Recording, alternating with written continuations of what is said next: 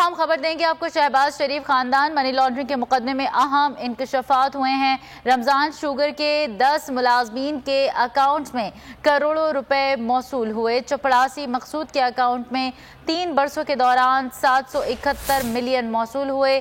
Cashier Mohammad Aslam के account में 1781 million मौसूल हुए हैं दस्तावेजात के मुताबिक।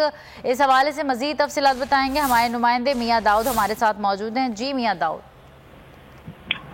जी बिल्कुल, अपोजिशन लीडर कौमी असम्बली शहबाज शरीफ के खिलाफ मनी लॉन्ड्रिंग के मुकदमे में अहम इंकशाफात हुए हैं, जिसमें ये बात सामने आई है कि रमजान शुगर मिल के जो 10 कम तनख्वाहों वाले मुलाजमीन थे उनके बैंक अकाउंट्स के अंदर करोड़ों रुपए जो है वो मौसूल हुए हैं। इन दस्तावेजात के मुताबिक जो मनी लॉन्ड्रिंग के मुकदमे के चालान का हिस्सा है, उसके मुताबिक रमजान शुगर मिल के 10 मुलाजमीन के अकाउंट्स के अंदर 7,404 मिलियन रुपए जो है वो एक चपरासी है मलक मकसूद, उसके अकाउंट में 3 वर्षों के दौरान 771 मिलियन रुपए जो है वो मौसूल हुए। रमजान शुगर मिल के कैशियर मोहम्मद असलम के अकाउंट के अंदर 1781 रुपए जो है 1781 मिलियन रुपीज जो है वो मौसूल हुए। इसी तरह क्लर्क अजहर अब्बास के अकाउंट में 480 मिलियन, क्लर्क किरदर हयात के अकाउंट में 1425 मिलियन, स्टोर कीपर गुलाम शब्बीर के अकाउंट में 434 मिलियन, असिस्टेंट अकाउंटेंट मोहम्मद अनवार के अकाउंट से 883 मिलियन और जो असिस्टेंट मैनेजर जफर इकबाल के अकाउंट से